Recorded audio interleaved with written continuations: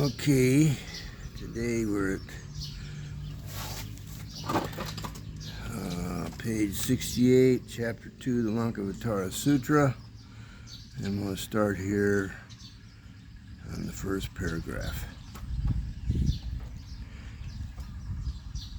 Then at that time the Blessed One recited this couplet of verses, 137.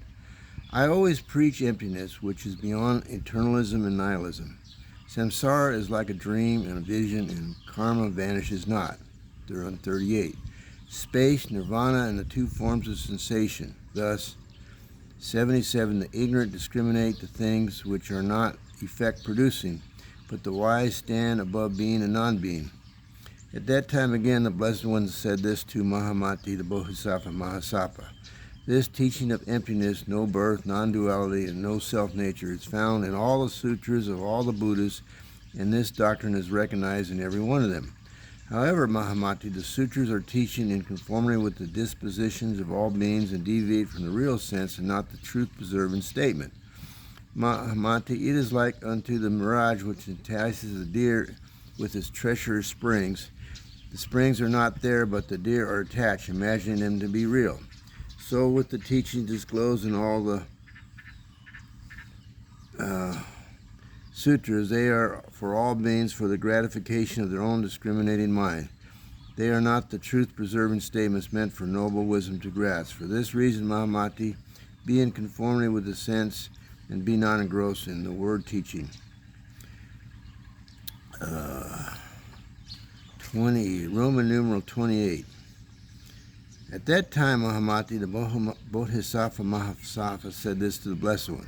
Now the Blessed One make mention of the Tathagata Garbha in the sutras, and verily it is described by you as by nature bright and pure, as primarily unspotted, endowed with 32 marks of excellence, hidden in the body of every being like a gem of great value, which is enwrapped in the dirty garment, enveloped in the garment of the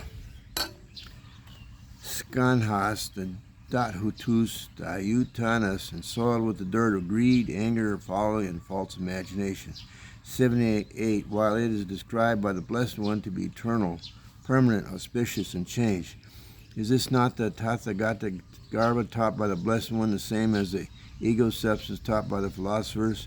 The ego was taught in the systems of the philosophers is an eternal creator, unqualified, omnipresent, and imperishable. The Blessed One replied, No, Mahamati, my Tathagata Garbha is not the same as the ego taught by the philosophers.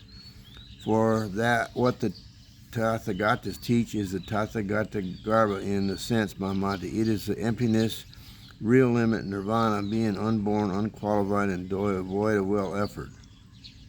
The reason why the Tathagatas are the Arhats and fully enlightened ones teach the doctrine pointing to the Tathagata Garbha is to make the ignorant cast aside their fear when they listen to the teaching of egolessness and to have them realize a state of non-discrimination and imagelessness.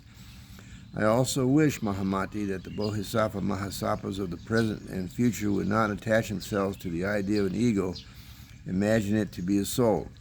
Mahamati, it is like a potter who manufactures various vessels out of a mass of clay of one sort by his own manual skill and labor, combined with a rod, water, and thread. Mahamati, that the Tathagatas preach the egolessness of things which removes all traces of discrimination by various skillful means is issued from their transcendental wisdom, that is, sometimes by the doctrine of the Tathagata Garbha, sometimes by that of egolessness, and like a potter by means of various terms, expressions, and synonyms.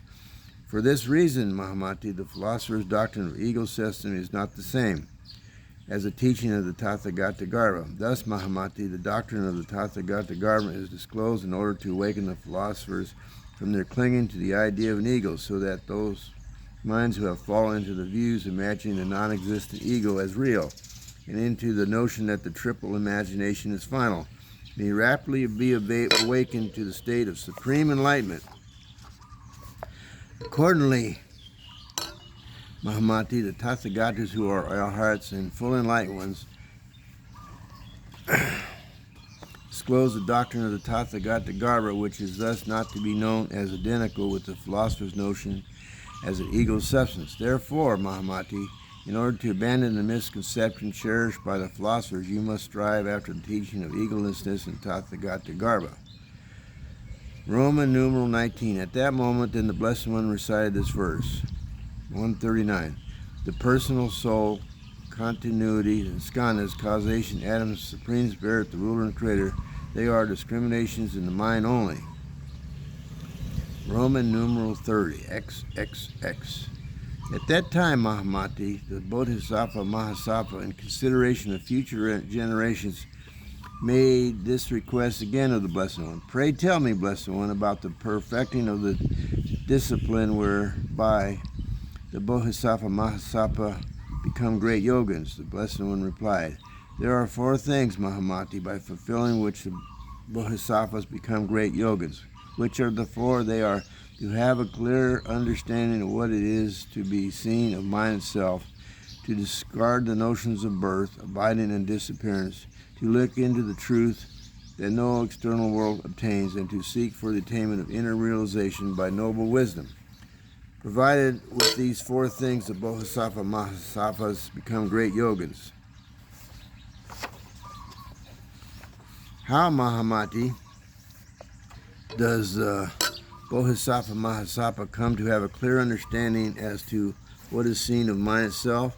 He comes to it by recognizing that this triple world is nothing but mind itself, devoid of an ego and belonging with no strivings, no comings and going. That is, triple world is that this triple world is manifest in imagination is real under the influence of habit, energy, accumulates in beginningless time by false reasoning and imagination, and with the multiplicity of objects and actions in close relationship and in conformity with the ideas of discrimination such as body, property, and abode. This Mahamati, the Bodhisattva Mahasattva, requires a thoroughly clear understanding as to what is seen of mind itself. Again, Mahamati, does the Bodhisattva Mahasattva discard notions of birth, abiding, and disappearance? By this it is meant that all things are to be regarded as forms of a vision or dream and have never been created, since there are no such things itself, the others, and bothness. The Bodhisattvas will see that the external world exists only in the conformity with mind only, and seeing that there is no stirrings of vijnanas and the triple world is a complicated network of causation and owes its rise to discrimination.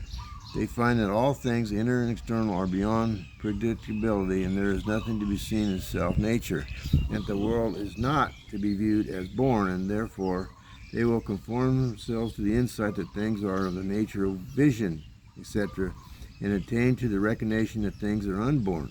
Establishing themselves on the aesthetics of bodhisattvahood, they will experience a revulsion in their consciousness by transcending the siddha, manas, and vijnana vina, and the 5 dharmas and the 3 svabhavas and the twofold egolessness, and thereby attain the mind only, manu maya kana. Thus, Mahamati Bodhisattva will discard the notion of birth, abiding, and disappearance. Said Mahamati, said Mahamati, what is meant by the will body, Blessed One? The Blessed One replied, it means that one in this will body, Mahamati, for Mahamati, will or mind travels unobstructed over mountains, walls, rivers, trees, etc.